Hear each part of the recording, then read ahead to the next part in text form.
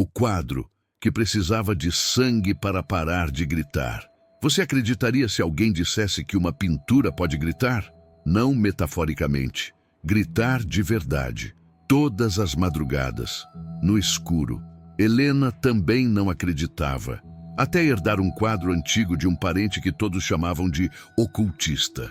Ela achou que fosse apenas uma obra bizarra, feia, inofensiva. Mas na primeira noite, algo nela mudou. O som começou às 2h47, baixo, agudo, como um lamento vindo de dentro da moldura. E na terceira noite, o grito era tão alto que fazia as lâmpadas piscarem. Nada adiantava, até o dia em que ela sangrou. E então o quadro se calou, mas só por uma noite. O que acontecia ali não era arte, era um pacto que nunca deveria ter sido herdado. Se isso já te deixou inquieto, imagina o que ainda está por vir. Então deixa o like, se inscreve no canal e vem descobrir o que acontece quando uma obra de arte exige mais do que admiração. A notícia chegou por uma ligação breve, quase seca, de um advogado do interior. Helena Torres, ele confirmou o nome com voz grave. Seu tio-avô, Augusto Nogueira, faleceu há 3 dias. O senhor constava como herdeiro único. Há apenas um item deixado sob sua guarda. Helena mal se lembrava de Augusto. Lembrava-se de ouvir os pais comentarem dele em sussurros, como quem evita despertar algo adormecido. Um homem solitário, recluso, que vivia afastado da cidade e dos parentes. Espiritualista, ocultista, diziam. Tinha uma casa antiga, onde, segundo boatos, realizava rituais e estudava coisas que não se deve estudar. Mas nunca houve escândalos, apenas o silêncio em torno do nome. Curiosa e com um leve desconforto, Helena viajou até a cidade pequena onde ele havia vivido os últimos 30 anos. A casa, agora vazia, cheirava a incenso velho, mofo e algo difícil de nomear. O advogado a guiou até a sala de estar, onde, no centro da parede principal, estava a única herança, um quadro. Era maior do que ela esperava. Tinha cerca de 1,5 metros de altura, com moldura de madeira escura, entalhada com símbolos que pareciam dançar sob a luz fraca do ambiente. A tela retratava uma figura encapuzada, envolta em sombras espessas, de forma que os olhos não podiam ser vistos. A boca também parecia desfocada, ou talvez borrada de propósito, como se silenciada. O fundo era uma névoa opaca, e havia algo na pintura que fazia os olhos se desviarem, como se o instinto recusasse olhar por muito tempo. Ele deixou uma única instrução verbal, disse o advogado, entregando-lhe um envelope com a documentação. Disse que o quadro deveria ser mantido em segurança e que jamais fosse destruído. Jamais. Helena estranhou a ênfase. Mas por quê? O que tem de tão importante nisso? Não sei, respondeu o advogado, já fechando a pasta. Nem quero saber. Meu trabalho termina aqui. Nos dias seguintes, a vida de Helena virou um amontoado de incertezas. O quadro fora transportado para seu apartamento em São Paulo, cuidadosamente embalado em plástico, bolha e protegido por um pano preto.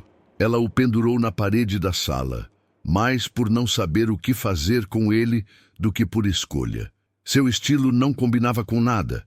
Era sombrio, pesado, quase hostil. Naquela primeira noite, enquanto o silêncio se espalhava pela casa, Helena passou minutos longos apenas observando a pintura. Ela não sabia por quê, mas tinha a impressão de que havia algo preso ali dentro, algo contido. E mais do que isso, sentia que o quadro notava sua presença. Uma sensação sutil, como se estivesse sendo avaliada, julgada. Antes de dormir, por puro impulso, ela tocou a moldura com a ponta dos dedos. Estava gelada como metal sob neve, e por um segundo, ela achou que ouviu, bem ao fundo, algo que não pertencia ao mundo ao seu redor. Um sussurro abafado, grave, como um eco nascido de dentro da madeira. Mas quando se virou, o silêncio reinava. Helena balançou a cabeça, riu nervosa e foi dormir. Mal sabia ela que, com aquela simples herança, havia trazido para na casa não apenas um objeto antigo, mas um fardo vivo e faminto. Naquela noite, o sono de Helena foi leve, fragmentado. Cada pequeno ruído do apartamento parecia mais nítido que o normal. O rangido do armário, o estalo da madeira, o zumbido distante do elevador. Era como se a presença do quadro tivesse aguçado seus sentidos, ou como se seu corpo não confiasse o suficiente para descansar por completo. Às 2h47 da madrugada, ela acordou com um estremecimento. Não havia sonhos, apenas uma inquietação no peito, como se tivesse perdido algo. Ficou alguns segundos deitada, tentando entender o motivo do despertar, até que escutou um som grave, abafado, gutural, como um gemido, mas não humano. Parecia vir de um lugar profundo, oco, ressoando através de algo sólido. Helena se sentou na cama, alerta. O som continuava, rítmico, espaçado, como se fosse o lamento de alguém que tentava não ser ouvido, mas não conseguia mais conter a dor. Pensou em vizinhos, encanamento, o velho elevador, mas nada se encaixava com aquele som. Era como se não estivesse vindo de nenhum lugar específico. Estava ali, na casa. Ela saiu do quarto devagar, os pés descalços tocando o piso frio do corredor. A luz do abajur da sala ainda estava acesa, lançando sombras vacilantes contra as paredes. E então ela percebeu, quanto mais se aproximava da sala, mais o som se intensificava. Era ali, e mais especificamente, era do quadro. Helena parou a 1 metro da pintura. Seu coração acelerou ao constatar o impossível. O som vinha de dentro da moldura, da tela. O gemido era baixo, mas carregava uma densidade quase física, como se vibrasse no ar. A figura encapuzada na pintura parecia mais escura, mais profunda do que durante o dia. E mesmo sem olhos visíveis, ela teve a certeza de que era observada. Um arrepio atravessou sua nuca. Ela deu 2 passos para trás instintivamente. Queria correr, sair de casa, mas os pés pareciam pregados no chão. Seu olhar não conseguia se desviar da pintura. O som a puxava, não por curiosidade, mas por uma angústia compartilhada, como se aquele ruído estivesse ativando alguma memória enterrada. Sem saber por quê, Helena sussurrou: "O que você quer?" O som cessou por 1 segundo. Um silêncio tenso caiu sobre a sala, como a pausa antes de um trovão. E então, o ruído recomeçou, mais forte, mais próximo. Ela tropeçou para trás, o coração disparado. Correu para o quarto, trancou a porta e se encolheu na cama como uma criança com medo do escuro. Tapou os ouvidos, com as mãos, tentando afastar o som. Mas ele continuava ali, sussurrando através das paredes, penetrando sua mente como se buscasse um caminho. O amanhecer chegou devagar. Com ele veio o silêncio. Quando o sol tocou as janelas da sala, o apartamento parecia normal outra vez. O som havia sumido. A pintura estava quieta. E por um momento, Helena se perguntou se havia sonhado tudo. Mas ao se aproximar novamente do quadro, notou um detalhe novo. Um fio de poeira fina, quase imperceptível, caía da parte inferior da moldura, como se algo dentro da madeira tivesse se movido. Naquela manhã, ao sair para trabalhar, Helena olhou para o quadro mais uma vez antes de fechar a porta. Pela primeira vez, não viu apenas uma figura encapuzada. Viu uma prisão e algo batendo contra as grades invisíveis do tempo. Helena tentou levar a vida normalmente nos dias seguintes, convencendo a si mesma de que o que ouvira naquela madrugada fora produto do cansaço, da imaginação ou, talvez, da aura estranha que o quadro carregava. Mas no fundo, ela sabia que não era bem isso. O que sentira ao ouvir aquele som não era imaginário, era físico, era real. Na segunda noite, o barulho voltou. Exatamente às 2h47, ela acordou com o mesmo gemido abafado, agora um pouco mais alto, como se algo estivesse ganhando confiança ou força. Quando se levantou da cama, um arrepio percorreu sua espinha como uma rajada de vento gelado. Cada passo em direção à sala parecia mergulhá-la em um ambiente mais denso, mais sombrio, como se o ar se tornasse viscoso ao redor da presença do quadro. Lá estava ele. A figura encapuzada permanecia imóvel na pintura, mas a sensação era de que algo se mexia dentro. O som não era uma voz clara, mas Helena passou a distinguir nuances, um tom de dor, outro de raiva, um lamento contido. Era como se aquilo dentro do quadro quisesse se comunicar, mas a linguagem estivesse quebrada, algo aprisionado, pressionando as bordas de uma cela invisível. Na terceira noite, o som aumentou ainda mais. Dessa vez, a pintura parecia vibrar levemente. O som se tornava mais grave, mais pulsante, e Helena percebeu que nenhum som externo, nem o barulho dos carros na rua, nem o latido de um cachorro distante, era capaz de encobrir aquilo. Era como se o som estivesse dentro da própria casa, mas também dentro dela. Ela tentou ignorar, usar fones de ouvido, deixar a televisão ligada, entoar mantras, qualquer coisa para sufocar o som. Mas nada funcionava. O gemido atravessava os sons do mundo físico, como se não pertencesse a essa realidade. E o mais inquietante, sempre cessava quando o sol nascia, sem falhar, como se a presença da luz tivesse o poder de silenciar momentaneamente a dor. Na quarta noite, ela tentou cobrir o quadro com um lençol grosso. Funcionou por algumas horas, mas exatamente às 2h47, o som rompeu o tecido como um trovão contido por tempo demais. O lençol vibrou, se deslocou sozinho e caiu no chão sem explicação. Helena observou aquilo paralisada, com o coração na garganta. O som agora era acompanhado de um leve estalo de madeira, como se a moldura estivesse trincando por dentro. Ela começou a dormir com as luzes acesas, mas isso não ajudava. A claridade artificial não tinha o mesmo poder que a luz solar. No fundo, ela sentia que o quadro sabia disso. As noites seguintes tornaram-se torturantes. A cada novo ciclo, o som se tornava mais exigente, como se cobrasse atenção, como se clamasse por libertação. Em certos momentos, Helena jurava ouvir frases se formando entre os gemidos, palavras incompletas, sons arrastados que pareciam vir de uma garganta ferida. Palavras como dói, volta, por quê? Em uma dessas noites, dominada pelo medo e pela curiosidade, ela aproximou-se do quadro com o celular na mão, pronta para gravar. Mas assim que pressionou o botão de gravação, o som cessou. A tela do celular escureceu e por um segundo ela viu a própria imagem refletida no vidro da moldura, mas com os olhos apagados, como a figura encapuzada. Ela gritou, quase deixou o celular cair. A partir daquele momento percebeu um padrão. O som não era aleatório. Ele parecia condicionado. Começava sempre no mesmo horário e quanto mais ela tentava ignorar, mais alto ele ficava. Era como um lamento que exigia atenção, como se sua dor dependesse da presença dela. E com essa constatação, um pensamento começou a se formar lentamente dentro de Helena.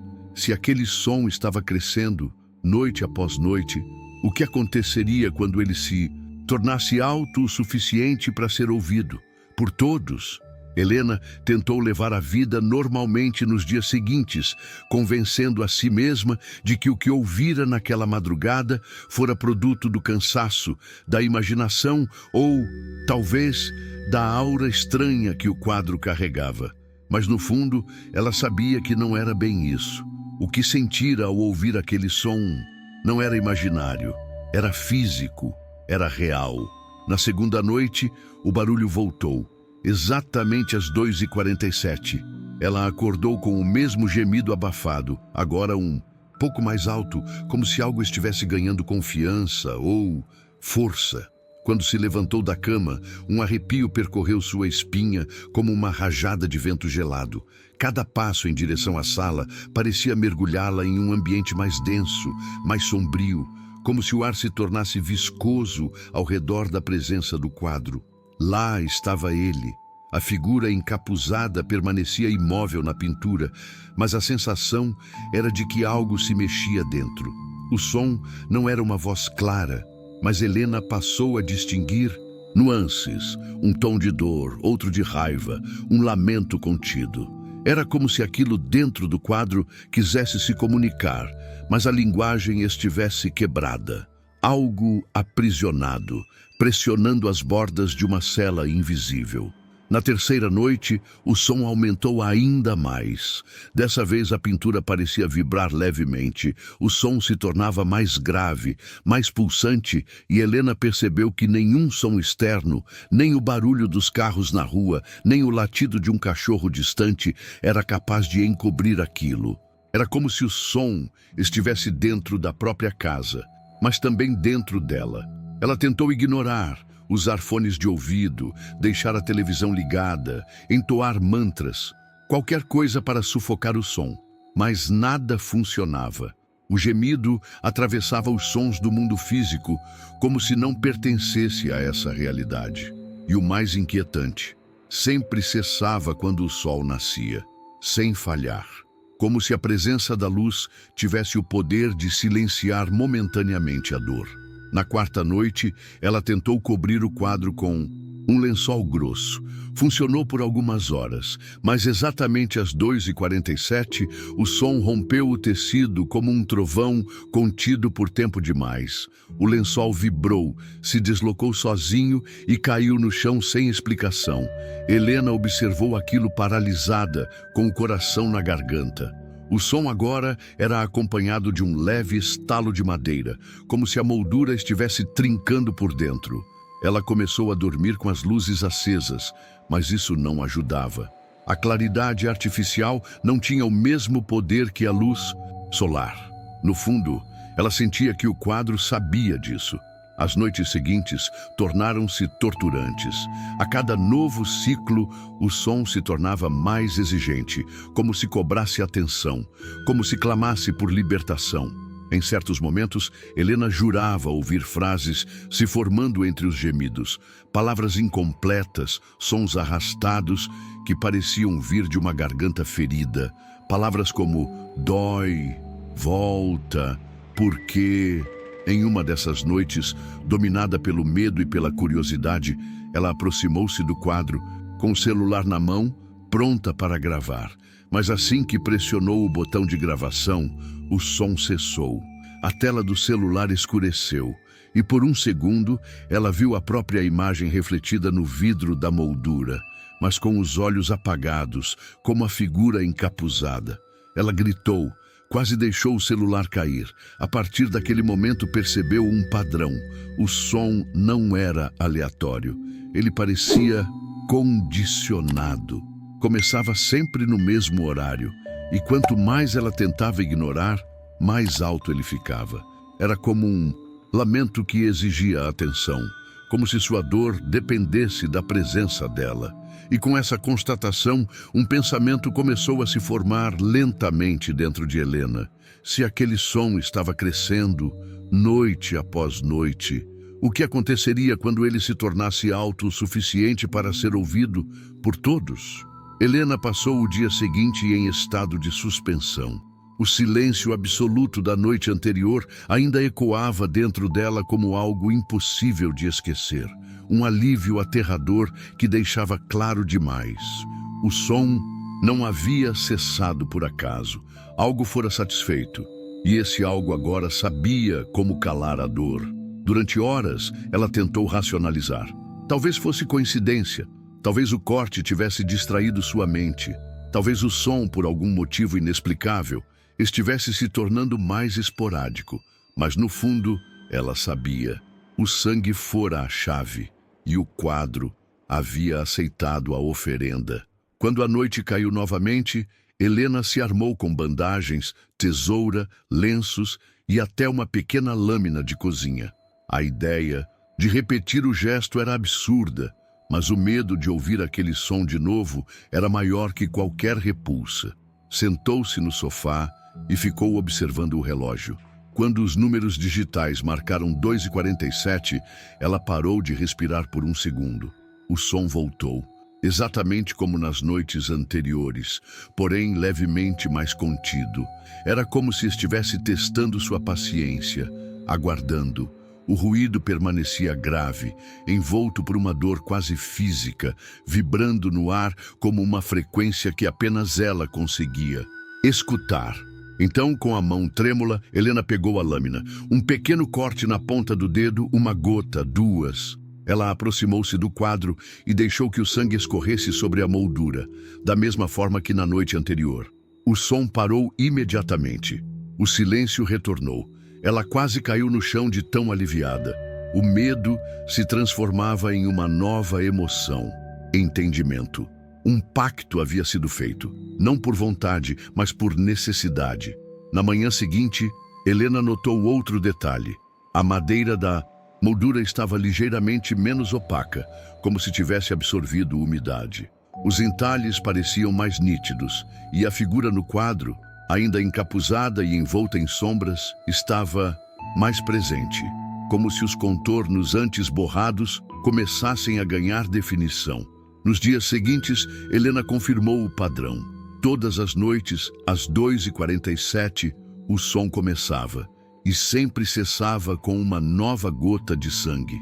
Bastava uma incisão mínima, um pequeno fio escorrendo da ponta do dedo. Ela passou a manter gaze, álcool e esparadrapo ao lado do sofá, como parte da rotina. Aos poucos, a dor física foi substituída por algo mais sutil, a sensação de ser observada. Mesmo durante o dia, sentia o olhar da figura encapuzada sempre que passava pela sala. Em momentos aleatórios, um frio subia pelas costas, mesmo com todas as janelas fechadas. Em um fim de tarde nublado, teve a impressão de ouvir um estalo vindo da moldura, como madeira se expandindo ou respirando. Ela tentou testar outras alternativas. Gotas de sangue de carne crua. Nada. Sangue de uma picada de agulha em algodão. Nada. Precisava ser dela. Sempre diretamente dela. Na tentativa de entender o que estava por trás daquela fome silenciosa, Helena começou a revirar os pertences do tio-avô, guardados em caixas no depósito. Encontrou livros velhos, cadernos com anotações confusas, cartas não enviadas e um diário, encapado em couro, com páginas amareladas e cheias de símbolos. Nas primeiras folhas, leu anotações sobre práticas de contenção espiritual, transferências de dor e selamento por fluido vital. Tudo parecia muito teórico, até que ela viu um trecho grifado com lápis vermelho. Dor que não morre, grita, e só o sangue vivo pode anestesiar. Helena fechou o diário com mãos trêmulas. Naquele instante, entendeu que aquilo não era um quadro qualquer, era uma prisão, e a chave da cela era feita do próprio corpo de quem a possuía. Com o diário do tio-avô em mãos, Helena mergulhou em noites insones de leitura. As anotações, caóticas e carregadas de símbolos esotéricos, pareciam escritas por alguém à beira da loucura ou da revelação. Entre rabiscos nervosos, desenhos de figuras humanas distorcidas e círculos com inscrições em latim e hebraico arcaico, surgiam fragmentos de um passado oculto que ligava o quadro a uma prática ancestral. O diário falava de algo chamado translatio doloris, a transferência da dor. Segundo as anotações, certas culturas antigas acreditavam que a dor extrema, quando não acompanhada de justiça, não desaparecia com a morte. Ficava suspensa. Um sofrimento profundo podia se prender ao mundo material como uma âncora espiritual. Para impedir que esse tormento contaminasse os vivos, alguns rituais eram realizados para selá-lo em objetos físicos, urnas, espelhos, esculturas ou quadros. Helena vasculhou mais caixas e encontrou um envelope pardo marcado com o símbolo de uma serpente entrelaçada a uma cruz, o mesmo entalhado discretamente na moldura do quadro. Dentro havia uma carta amarelada, datada de 1912, com a assinatura de alguém chamado Rafael Nogueira, presumivelmente um antepassado. A carta dizia: o quadro deve ser alimentado apenas com sangue voluntário. A entidade não deve jamais tocar carne, nem ser exposta ao fogo. A dor que habita essa prisão é mais antiga que nossas palavras, e se for libertada sem que o ritual seja completado, não haverá contenção. Helena estremeceu ao ler isso. A cada nova página do diário, a verdade se desenrolava. Seu tio-avô não era o criador do quadro, ele era o guardião. Desde jovem, fora escolhido para continuar o trabalho de seus antecessores, mantendo a entidade aprisionada. Seu papel era simples, porém vital: manter o pacto vivo. Mas algo deu errado. Nos capítulos finais do diário, as palavras se tornavam mais urgentes, mais trêmulas. Ele relatava que o ritual de selamento definitivo exigia um sacrifício completo. Não apenas o sangue, mas a alma daquele que desejasse fechar a prisão para sempre. Augusto escrevera: não tive coragem, me falta fé ou talvez humanidade. Cada vez que alimento a prisão com meu sangue, sinto que ela me conhece melhor e me quer inteiro. Se eu falhar, o próximo herdeiro saberá o que fazer. Que me perdoe, que sobreviva. Helena largou o diário, os olhos marejados. Aquilo não era apenas um fardo, era uma sentença herdada. Ela se levantou, andou até o quadro e o encarou. Pela primeira vez, notou que havia rachaduras minúsculas nas laterais da pintura, como se a estrutura estivesse sob tensão. A madeira respirava e a figura encapuzada parecia mais nítida. Sua mente então reconectou todos os eventos. O horário exato em que o som surgia, o silêncio que só vinha com seu sangue, a sensação de ser vigiada, os sonhos em que o quadro a chamava. Ela agora compreendia. A entidade aprisionada não era apenas uma sombra. Era dor condensada, mantida viva por um pacto que se alimentava do sacrifício humano. E esse pacto era renovado toda vez que ela sangrava. Não como um castigo, mas como um pagamento, um aluguel pela prisão daquela presença. A partir dessa noite, a percepção de Helena mudou. Ela não era apenas vítima de um objeto amaldiçoado. Era parte de um ciclo antigo, moldado pelo medo e pela necessidade de conter algo que não podia ser destruído. Mas o que mais a perturbava era a última frase escrita à mão, com caligrafia quase ilegível no fim do diário. O quadro não quer apenas sangue, ele quer lembrar, ele quer ser lembrado. E quando for forte, o suficiente, vai contar o que fizeram com ele. Helena fechou o diário com um estalo seco. A história do quadro não era apenas sobre o que ele fazia, era sobre o que havia sido feito, e a conta estava longe de ser paga. As noites de Helena tornaram-se mecânicas, como um ritual amargo que ela já não discutia consigo mesma. Às 2h47, a dor da entidade pulsava na casa como um relógio macabro, e ela, resignada, fazia um pequeno corte, deixava o sangue cair sobre a moldura e aguardava o silêncio. Era um acordo sem palavras, um ciclo que a exauria mais a cada madrugada. Mas o que antes era apenas físico começou a atravessar os limites do real. Os primeiros sinais vieram em forma de pesadelos. No início, breves flashes, corredores escuros, portas entreabertas, olhos apagados no escuro. Depois, cenas inteiras. Helena se via dentro de uma igreja em ruínas, perseguida por sombras que sussurravam seu nome com vozes que pareciam múltiplas e distorcidas. No altar, sempre o quadro, pendurado sobre cadáveres invisíveis, sangrando por dentro. Ela acordava encharcada de suor, com a garganta seca e os ouvidos latejando, como se o som do pesadelo tivesse ecoado em sua carne. Durante o dia, os sintomas persistiam. Começou a sentir uma constante pressão atrás dos olhos, como se algo estivesse forçando por dentro. Teve vertigens enquanto passava pela sala. Em certo momento, ao virar a cabeça, viu a figura encapuzada mexer levemente para o lado. Não havia vento, não havia rachaduras, mas a pintura havia mudado. Ela piscou várias vezes, se aproximou com o coração na garganta.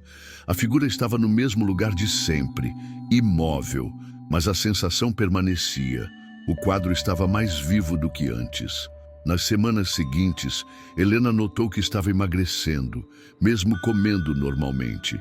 Seus olhos, sempre vívidos, começaram a apresentar olheiras profundas. A pele parecia mais fria, e o cansaço era tão intenso que se tornava difícil distinguir os momentos de vigília dos de sonho.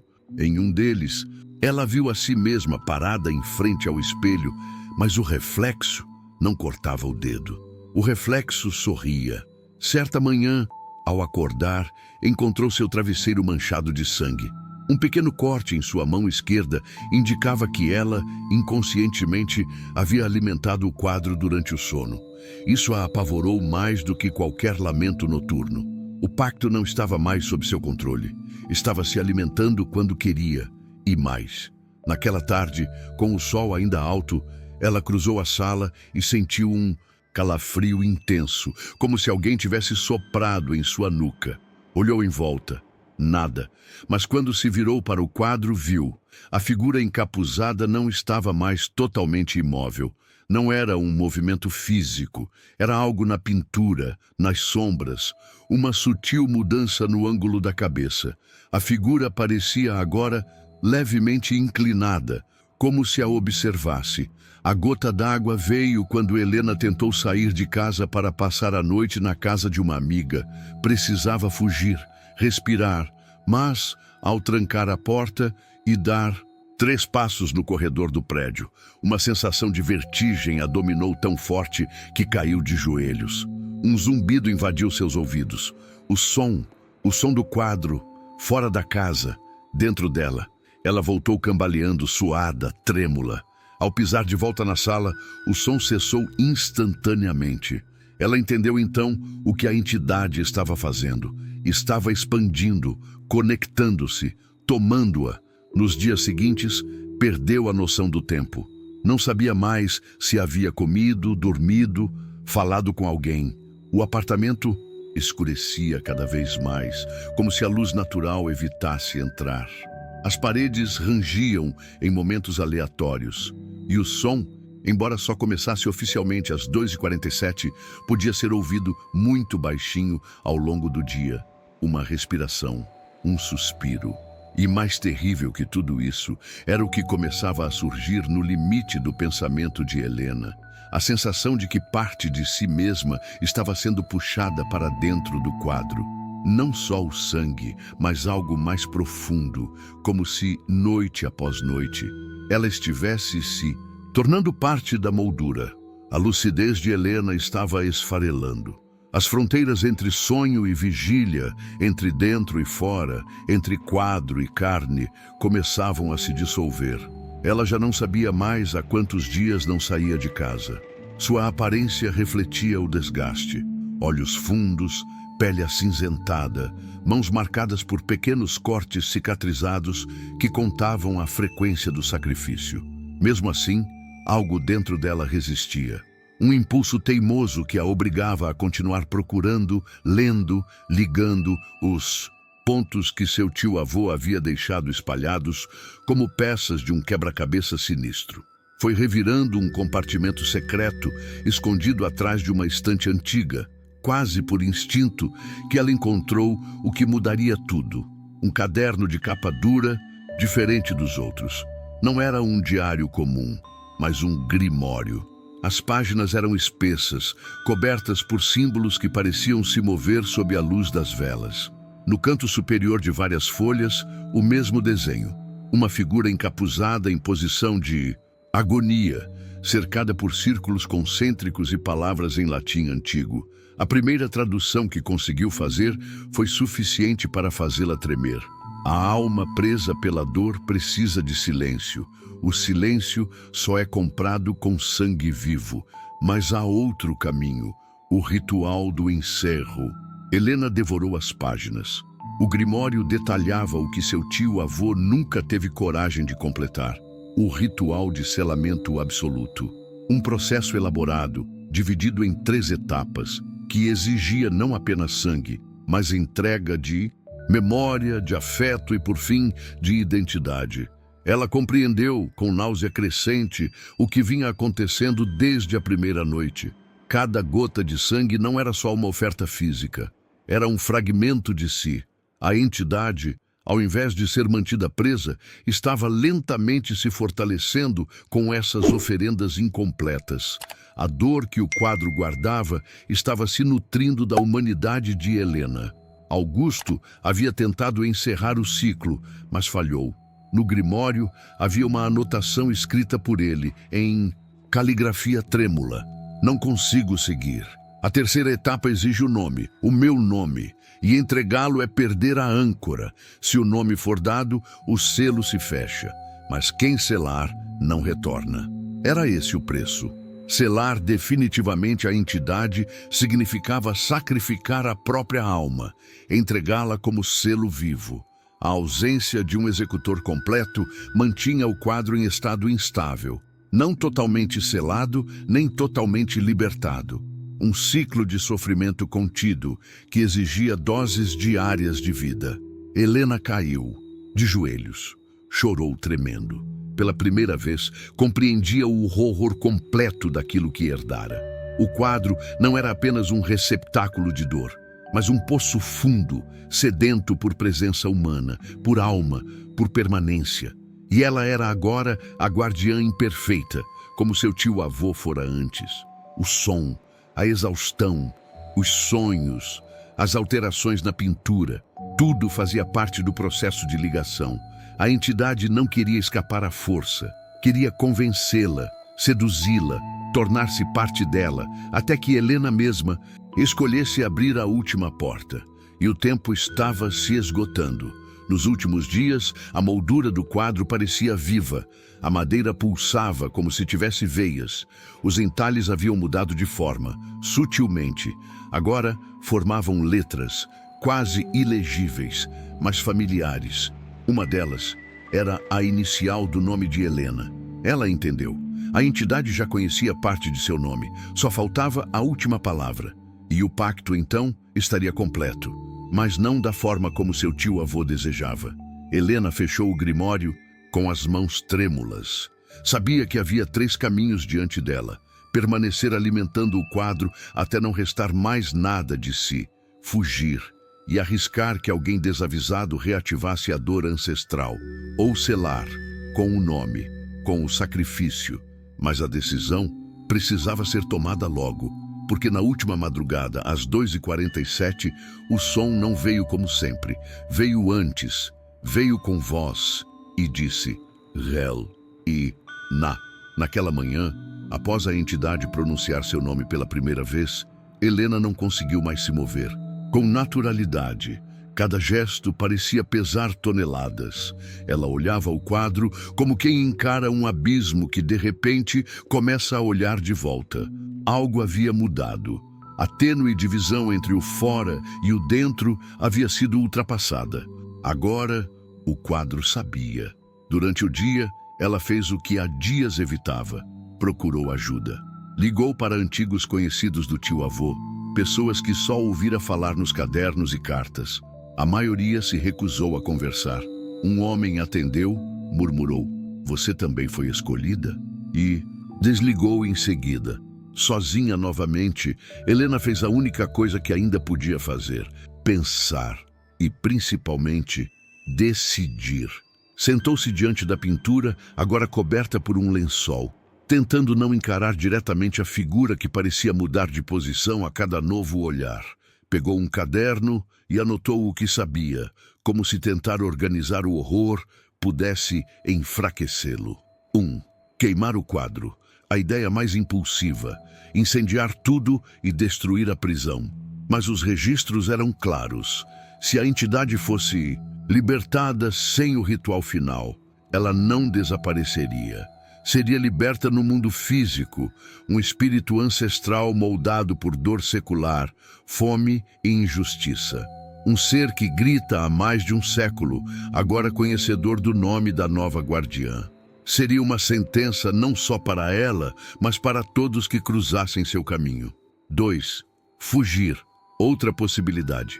Vender o apartamento, sumir, desaparecer. Mas as últimas semanas mostraram que a entidade havia criado um elo. O som a seguia, os cortes surgiam mesmo durante o sono.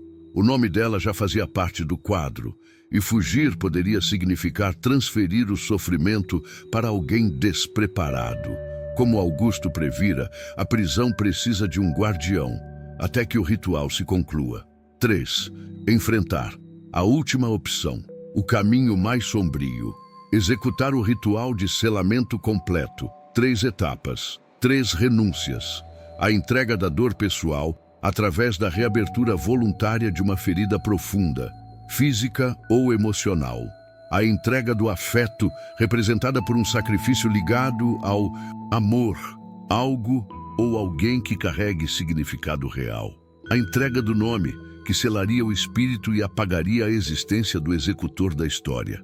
Um desaparecimento completo, não morte, mas esquecimento. Helena fitou o grimório aberto à sua frente. As instruções eram claras, mas a consequência era o apagamento. Ela deixaria de existir na memória do mundo. Nenhum amigo lembraria dela. Nenhuma foto sobreviveria. Nenhum traço digital, físico ou afetivo. Ela respirou fundo. Estava exausta. Tinha medo, mas também tinha uma sensação incômoda de que, se ela não fizesse isso, alguém mais teria que fazer. E talvez essa pessoa não tivesse tempo para decidir. Naquela noite, preparou o ambiente como descrito. Selos de proteção, círculo de sal grosso, velas brancas e negras, uma tigela para o sangue, uma imagem impressa do rosto da mãe, falecida há 10 anos, o afeto que mais carregava dentro de si. Às 2h44, começou a doer. Antes mesmo de qualquer corte, o corpo inteiro reagia. O quadro, ainda coberto, pulsava no escuro. As sombras se moviam mesmo com as velas estáticas. Às 2h47, ela pronunciou a primeira palavra, depois a segunda, e então fez o corte. O sangue caiu. O retrato estremeceu. A sala ficou fria como um túmulo. Ela chorou enquanto queimava a foto da mãe, sentindo que cada lágrima era como vidro dentro do peito. Por fim, ajoelhou-se diante do quadro e, com a voz quebrada, pronunciou seu nome completo 3 vezes. Nada aconteceu por alguns segundos. Depois, um grito surdo explodiu no ar. A pintura se partiu ao meio, mas sem revelar fundo. Apenas desapareceu. Como se sugada, a moldura se desfez em pó, as velas se apagaram sozinhas, e então, silêncio. O mais absoluto, pleno, estranho silêncio. Helena ficou ali, sozinha por alguns minutos, ou talvez horas, mas no dia seguinte, os vizinhos comentaram que o apartamento estava vazio. Nenhum sinal de moradora, nem móveis, nem roupas, nem documentos, nenhum registro de quem ali vivia. Ninguém se lembrava do nome dela. Era como se ela nunca tivesse existido.